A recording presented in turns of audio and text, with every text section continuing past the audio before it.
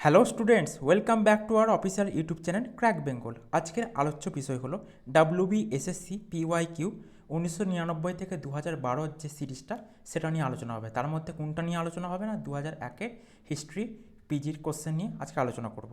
তো চলো আজকের প্রথম কোশ্চেন দেখে নেওয়া যাক। পরবর্তী বৈদিক সমাজে কী পরিবর্তন ঘটেছিল?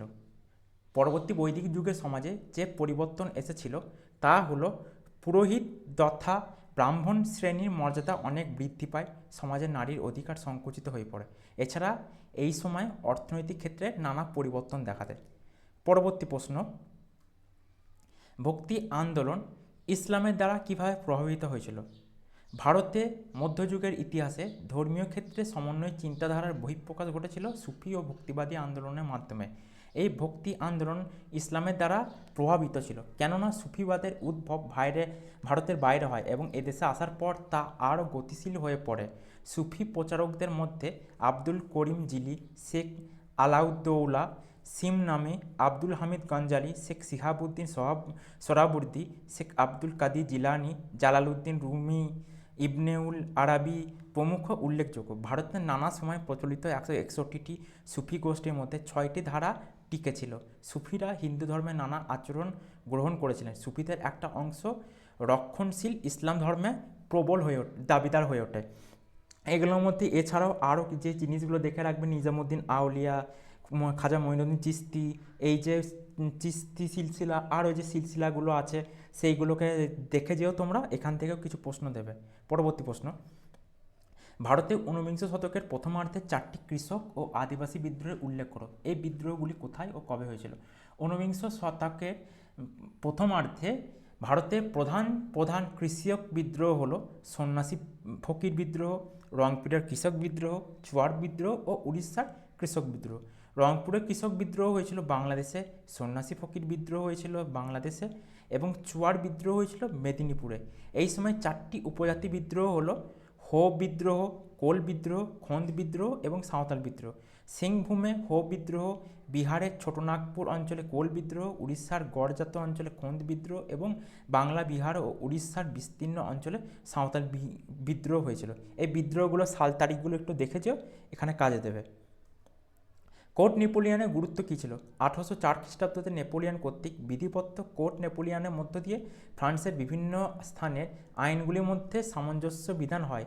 এই সংকলন কোর্ট নেপোলিয়ন নামে পরিচিত বা নেপোলিয়নের আইন সংহিতা নামে পরিচিত।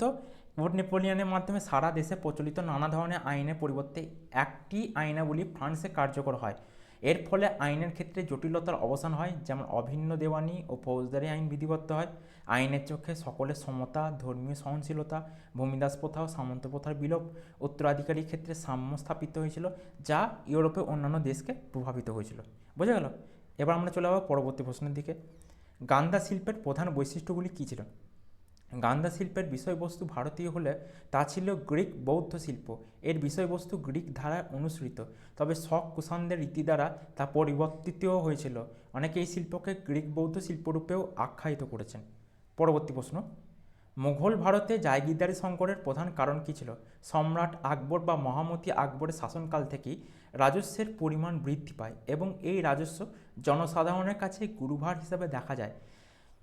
ফলে মুঘল শাসক শ্রেণীকে ক্রমাগত তীব্র অর্থনৈতিক সংকটের সম্মুখীন হতে হয়। এই সমস্যা বা সংকটই হলো জায়গিরদারি সংকট। মুঘল ভারতের জায়গিরদারি সংকটের প্রধান কারণ ছিল 1 নম্বর, উপলব্ধ জায়গিরের তুলনায় চাহিদা অনেক বেশি ছিল, ফলে জায়গির বরাদ্দে ঘাটতি দেখা দেয়। 2 নম্বর হচ্ছে কেন্দ্রীয় নিয়ন্ত্রণ দুর্বল হয়ে পড়ায় আমলাদের মধ্যে অসন্তোষ এবং দুর্নীতি বৃদ্ধি পায়। পরবর্তী প্রশ্ন, কংগ্রেস সোশ্যালিস্ট পার্টির প্রধান উদ্দেশ্য কী ছিল? কংগ্রেসের অভ্যন্তরে বামপন্থী শক্তিকে সুসংহত করে বামপন্থী আন্দোলনের বিকাশ ঘটানো ও ভারতের পূর্ণ স্বাধীনতা অর্জনের মাধ্যমে উৎপাদনকারী শক্তির হাতে ক্ষমতা হস্তান্তর করার লক্ষ্যই ছিল সোশ্যালিস্ট পার্টির প্রধান উদ্দেশ্য। পরবর্তী প্রশ্ন, ইউটোপিয়ান সমাজবাদীদের চিন্তাধারার প্রধান বৈশিষ্ট্যগুলি কী ছিল? কার্ল মার্ক্সের পূর্ববর্তী সমাজতন্ত্রীগণ Saint Simon, Robert Owen, Charles Fourier প্রমুখের ঐতিহাসিক দ্বন্দ্ববাদের কথা না বলে মালিক শ্রমিক শ্রেণীর মধ্যে সুসম্পর্ক স্থাপনের কথা বলেন। বৈজ্ঞানিক পন্থার পরিবর্তে কল্পনা আশ্রয়ে এরা সমাজতন্ত্রবাদের ব্যাখ্যা করেন বলে মার্ক্স এদের ইউটোপিয়ান বলেছেন। ইউটোপিয়ান সমাজবাদীদের চিন্তাধারার প্রধান বৈশিষ্ট্যগুলি কী ছিল? 1 নম্বর ছিল তারা এক আদর্শ সমাজ গঠনের স্বপ্ন দেখতেন, যেখানে ব্যক্তিগত মালিকানা থাকবে না এবং সম্পদ সবার মধ্যে সমভাগে বণ্টিত হবে বা ভাগ হবে। 2 নম্বর হচ্ছে শ্রেণীহীন, শ্রেণীমুক্ত ও সমানাধিকারের সমাজ প্রতিষ্ঠাই ছিল তাদের লক্ষ্য। পরবর্তী প্রশ্ন, হরপ্পা সভ্যতার পতনের জন্য পরিবেশগত ভারসাম্যহীনতা কতখানি দায়ী ছিল? 3টি বিধ্বংসী বন্যার ভিত্তিতে পণ্ডিতগণ অনুমান করেন বন্যা এই সভ্যতাকে পতনের দিকে ঠেলে দেয়। বন্যা থেকে রক্ষার্থে পাকা বাড়ি নির্মাণে ইচ্ছাখুশি বৃক্ষচ্ছেদন পরিণতিতে কি দেখা যায় না বৃষ্টিপাত হ্রাস, কৃষি সংকট, মরুভূমি সম্প্রসারণ, নদীর গতিপথ পরিবর্তন ও ভূমিকম্প প্রভৃতি প্রাকৃতিক কারণে এই সংস্কৃতি পতন ঘটে বা হরপ্পা সভ্যতার পতন ঘটে। পরবর্তী প্রশ্ন, আলাউদ্দিন খলজি কেন অর্থনৈতিক সংস্কার প্রবর্তন করেন? আলাউদ্দিন খলজি অর্থনৈতিক সংস্কার প্রবর্তন করেন মূলত সাম্রাজ্যের অর্থনৈতিক স্থিতিশীলতা বজায় রাখা, বিদ্রোহ দমন এবং একটি শক্তিশালী সেনাবাহিনী গঠন ও ভরণ পোষণের জন্য। এছাড়াও তিনি বাজার দর নিয়ন্ত্রণ ও রাজস্ব ব্যবস্থা সংস্কারের মাধ্যমে সাম্রাজ্যের অর্থনৈতিক কাঠামোকে সুসংহত করতে চেয়েছিলেন। পরবর্তী প্রশ্ন, তোমার মতে নারী মুক্তির ক্ষেত্রে বিদ্যাসাগরের প্রধান দুটি অবদান কী? নারী মুক্তির ক্ষেত্রে বিদ্যাসাগরের প্রধান দুটি অবদান হলো তিনি কৌলিন্য প্রথার বিরোধিতা করেছিলেন, বিধবা বিবাহ আইন পাশ করেন ও সেটার প্রবর্তনে উদ্যোগী হয়েছিলেন। তিনি বাল্য বিবাহ বিরোধিতা করেছিলেন এবং বহু বিবাহেরও বিরোধিতা করতে কার্পণ্য করেনি। এখানে দুটো বলেছে, আমি 4টে পয়েন্ট দিলাম কারণ এখানে এটা এসএকিউ হিসাবে। এখনকার দিনে হয়তো অতটা নাও দিতে পারে যে কৌলিন্য প্রথার কে বিরোধিতা করেছিল, কে বা বাল্যবিবাহ আইন পাস করে, কেটে কেটেও দিতে পারে। ওকে, তো প্রশ্নগুলো দেখে যেও, তোমাদের পরীক্ষার হলে কিছুটা হলেও তোমাদের কাজে দিতে পারে, এখান থেকে রিলেটেড কিছু প্রশ্ন তুলে দিতেই পারে। পরবর্তী প্রশ্ন, 1815 সালের পরবর্তী সময় ইউরোপের ইতিহাসে পরিবর্তনের ধারাগুলি চিহ্নিত করো। 1815 সালের পরবর্তী সময় ইউরোপের ইতিহাসে পরিবর্তনের ধারাগুলির মধ্যে উল্লেখযোগ্য হলো ভিয়েনা সম্মেলনের মাধ্যমে ইউরোপের রাজনৈতিক পুনর্বিন্যাস, জাতীয়তাবাদের উত্থান, শিল্প বিপ্লব এবং উদারনীতি ও গণতন্ত্রের প্রসার। এই সময়টি ইউরোপের রাজনৈতিক অস্থিরতা, সামাজিক পরিবর্তন এবং অর্থনৈতিক উন্নয়নের সাক্ষী ছিল। এই যে জাতীয়তাবাদের উত্থান, এটা সম্বন্ধে আমি বলে দিই যে একটা জিনিস দেখতে পাবো পরবর্তীকালে যে কি না বিভিন্ন দেশ স্বাধীন স্বাধীন দেশ গড়ে উঠছে। এই 1815 ভিয়েনা সম্মেলন হয়ে যাচ্ছে, এর ঠিক পরে পরেই কি আসছে, প্রথমের দিকে গ্রিক, বেলজিয়াম এইগুলো স্বাধীনতা ঘোষণা করছে। তারই খুব অল্প সময়ে 1.5-2 দশকের মধ্যে 1830-এর দশকে দেখবে এই ঘটনাগুলো ঘটছে। তারপরে এরপরে কি হচ্ছে, ফ্রান্সে জুলাই বিপ্লব, ফ্রান্সে আবার পুনরায় কি বলে ফেব্রুয়ারি বিপ্লব হচ্ছে। তারপরে কি হচ্ছে, প্রিন্স মেটারনিক তন্ত্রের অবসান ঘটছে, ফ্রান্সে দ্বিতীয় প্রজাতন্ত্র গড়ে উঠছে, আবার রাজতন্ত্র। তারপরে কি হচ্ছে না ইতালি আর জার্মানি ঐক্যবদ্ধ হচ্ছে, ইত্যাদি হচ্ছে। পরবর্তী প্রশ্ন, অশোকের ধর্মের মূল নীতিগুলি কী ছিল? এই নির্দেশগুলি হলো 1 নম্বর অনারম্ভ প্রাণানাম বা প্রাণী হত্যা না করা, 2 নম্বর অভিহিস ভূতানাম বা জীবিত প্রাণীর ক্ষতি না করা, 3 নম্বর পিতৃমাতৃ শুশ্রূষা বা পিতামাতার প্রতি শ্রদ্ধা এবং শুশ্রূষা করা, 4 নম্বর ধীর শুশ্রূষা বা বয়স্কদের প্রতি শ্রদ্ধা দেখানো, তাদের শুশ্রূষা করা, 5 গুরুনাম অপচিতি বা গুরুর প্রতি শ্রদ্ধা, 6 ভৃত্য কৃতদাসদের প্রতি এবং উনার এবং ভর আচরণ, এবং 7 হচ্ছে অপব্যয়তা এবং অপভাণ্ডতা বা অল্প ব্যয় এবং অল্প সঞ্চয় করা। পরবর্তী প্রশ্ন, ঔরঙ্গজেবের দাক্ষিণাত্য নীতি কি মুঘল সাম্রাজ্যের পতনকে ত্বরান্বিত করে? এখান থেকেও কখনো না কখনো ইম্পর্টেন্ট এই কোশ্চেনটা থাকে। এটা ব্রড কোশ্চেন হিসাবে আছে, শর্ট কোশ্চেন দিয়ে দিল যে দাক্ষিণাত্য নীতি সম্বন্ধে মানে মুঘল সাম্রাজ্যের পতনকে ত্বরান্বিত করে, এটা কে বলেছে? হয়তো অপশান দিল সতীশচন্দ্র, যদুনাথ সরকার, এইরকম। তো তোমরা যেটা সঠিক অ্যান্সার হবে সেই বুঝে তোমরা অ্যান্সারগুলো দেবে। তো দেখো বলেছে ঔরঙ্গজেবের দাক্ষিণাত্য নীতি যে সামগ্রিকভাবে ব্যর্থ হয়েছিল এবং মুঘল সাম্রাজ্যের পতনকে ত্বরান্বিত করেছিল এ বিষয়ে কোনো সন্দেহ নেই। প্রথমত, দাক্ষিণাত্যে দীর্ঘকালীন যুদ্ধে ঔরঙ্গজেব বহু অর্থ ও সৈন্য ক্ষয় করেন। দীর্ঘকাল যুদ্ধের ফলে মুঘল রাজকোষের বহু অর্থ ব্যয় হয়, ফলে সেনাবাহিনীর বেতন বাকি পড়ে এবং তারা সরকারের প্রতি অসন্তুষ্ট হয়ে পড়ে। দ্বিতীয়ত, সুদীর্ঘ 25 বছর দাক্ষিণাত্যে অবস্থান করার ফলে উত্তর ও মধ্য ভারতের সম্রাটের শাসন কর্তৃত্ব শিথিল হয়ে পড়ে। বিভিন্ন প্রাদেশিক শাসক, ফৌজদার, দেওয়ান প্রভৃতি বিভিন্ন স্তরে কর্মচারীরা দুর্নীতিপরায়ণ ও স্বাধীনতাকামী হয়ে পড়ে। প্রদেশ থেকে কেন্দ্রে আসা রাজস্বের পরিমাণ অনেক কমে যায়, ফলে শাসনযন্ত্র দুর্বল হয়ে পড়ে। পরবর্তী প্রশ্ন, কীভাবে ভারতের ইতিহাসে 1935 সালের পর সাম্প্রদায়িকতা সমস্যা আরও জটিল রূপ লাভ করে। 1937 সালে সাধারণ নির্বাচনে জাতীয় কংগ্রেস বিপুল সাফল্য অর্জন করে। আশাহত জিন্নাহ মুসলিম লীগের লখনৌ অধিবেশনে অক্টোবর 1937-এ সভাপতির ভাষণে, তিনি তখন সভাপতি ছিলেন, 1934-এ তিনি অলরেডি সভাপতি হয়ে গেছেন। মুসলিম লীগের সভাপতি কখন হন?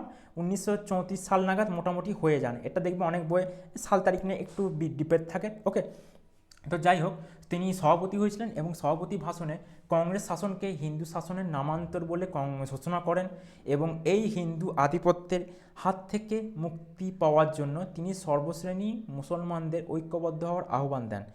1938 খ্রিস্টাব্দের ডিসেম্বরে লীগের বাৎসরিক অধিবেশনে সভাপতির ভাষণে তিনি কংগ্রেসকে ক্ষমতালোভে মত্ত বলে অভিহিত করেন এবং হিন্দু প্রতিষ্ঠান রূপে অভিহিত করেন। জিন্নার সাম্প্রদায়িক বক্তব্যে লীগ উদ্বুদ্ধ হয় এবং ক্রমে সাম্প্রদায়িক সমস্যা বিশাল আকার ধারণ করে।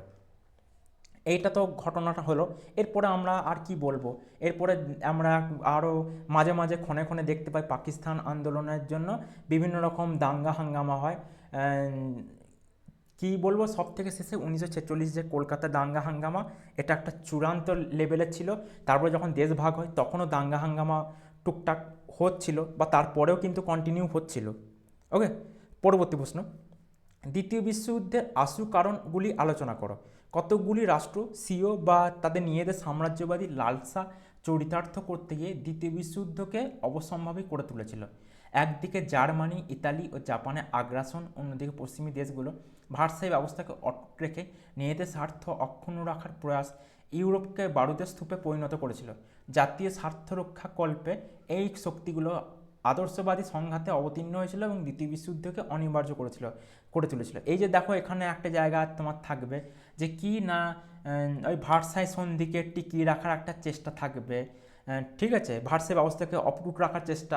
এছাড়া আর কি হবে, যে পরবর্তীকালে তোষণ নীতি, জার্মানির প্রতি তোষণ নীতি নিচ্ছে কারা? England, France. এটাও কিন্তু এর কারণগুলোর মধ্যে অন্যতম হিসেবে পড়ছে। পরবর্তী প্রশ্ন, আইন অমান্য আন্দোলনে লবণকে কেন কেন্দ্রীয় বিষয় হিসেবে গ্রহণ করা হয়? আইন অমান্য আন্দোলনে লবণকে কেন্দ্রীয় বিষয় হিসাবে গ্রহণ করার প্রধান কারণ ছিল লবণ ছিল একটি মৌলিক প্রয়োজন যা ব্রিটিশ সরকার একচেটিয়াভাবে নিয়ন্ত্রণ করত এবং এর ওপর কর আরোপ করত। এই কর ছিল অত্যন্ত অন্যায্য ও সাধারণ মানুষের জীবনযাত্রার উপর বড় বোঝা ছিল। গান্ধীজি লবণকে প্রতীক হিসেবে বেছে নিয়েছিলেন কারণ এটি ছিল একটি সাধারণ জিনিস যা সহজেই সাধারণ মানুষ ব্যবহার করতে পারত এবং এর মাধ্যমে ব্রিটিশ শাসনের অন্যায়ের বিরুদ্ধে প্রতিরোধ গড়ে তোলা যেত। পরবর্তী প্রশ্ন, বিজয়নগর রাজাদের সময়কালে ভারতে বৈদেশিক বাণিজ্যের প্রধান বৈশিষ্ট্যগুলি কী ছিল? ব্যবসা বাণিজ্য, স্থলপথে গরুগাড়ি, ঘোড়াগাড়ি, জলপথে নৌকার মাধ্যমে দেশের আভ্যন্তরীণ বাণিজ্য সচল ছিল। বিজয়নগরের বৈদেশিক বাণিজ্যও উন্নত ছিল। আব্দুর রাজ্জাক লিখেছেন যে বিজয়নগরে 300টি বন্দর ছিল এবং এই বন্দরগুলি থেকে আফ্রিকা, চীন, পারস্য, আরব, আবিসিনিয়া, পর্তুগালের সাথে বাণিজ্য চলত। দক্ষিণ ভারতের আভ্যন্তরীণ বাণিজ্য ক্ষেত্রেও বিজয়নগরের প্রধান ভূমিকা ছিল। এই বিজয়নগর বাহুমণি বা বিজয়নগর বাহুমণি যে দ্বন্দ্বগুলো থাকে, এখান থেকে প্রায় প্রতিবারই বলতে গেলে কোনো না কোনো প্রশ্ন থাকে। তো বিজয়নগরটা একটা মোস্ট ভাইটাল পয়েন্ট। এটা কি, সুলতানি যুগে যে প্রাদেশিক শাসন ব্যবস্থাগুলো গড়ে উঠেছিল তার মধ্যে একটা হচ্ছে বিজয়নগর। ওকে, 1857 সালে মহাবিদ্রোহের প্রধান স্থানগুলি চিহ্নিত করো। এই সকল অঞ্চলে বিদ্রোহের প্রধান নেতা কারা ছিলেন? 1857 সালে মহাবিদ্রোহের প্রধান স্থানগুলির মধ্যে ছিল দিল্লি, কানপুর, লখনৌ, বারেইলি, ঝাঁসি এবং আরা। এই সকল অঞ্চলে বিদ্রোহের প্রধান নেতা ছিলেন যথাক্রমে দ্বিতীয় বাহাদুর শাহ জাফর, নানা সাহেব ও তাতিয়া তোপে, বেগম হজরত মহল, খান বাহাদুর খান, রানী লক্ষ্মীবাই আর কুনওয়ার সিং। এই কুনওয়ার সিংটা বিশেষ করে বলে রাখি, এটা কিন্তু অনেকের কনফিউশন হয়, কোথায় হয় না, এটা বিহারের নেতৃত্বে ছিল। আরও অনেক আছে, অত বলে চট করে এতটুকুর মধ্যে শেষ করা যাবে না, ঠিক আছে। তো এইগুলো দেখে রাখো, এইসব জায়গা থেকেও মোটামুটি পরীক্ষা কোশ্চেন আসে। সমসাময়িক আন্তর্জাতিক সম্পর্কের ক্ষেত্রে বলশেভিক বিপ্লবের কী প্রভাব ছিল? বলশেভিক বিপ্লব সবাই জানি কম বেশি 1917 সালে হয়েছিল। 1917 সালে বলশেভিক বিপ্লব আন্তর্জাতিক সম্পর্কের ক্ষেত্রে সুদূরপ্রসারী প্রভাব ফেলেছিল। এই বিপ্লবের ফলে জার্মানি পতন ও সোভিয়েত ইউনিয়নের উত্থান হয়, যা বিশ্ব রাজনীতিতে নতুন মেরুকরণ সৃষ্টি করে। এছাড়া এটি বিশ্বজুড়ে কমিউনিস্ট ও সমাজতান্ত্রিক আন্দোলনের সূচনা করে এবং স্নায়ুযুদ্ধের পথ প্রশস্ত করে।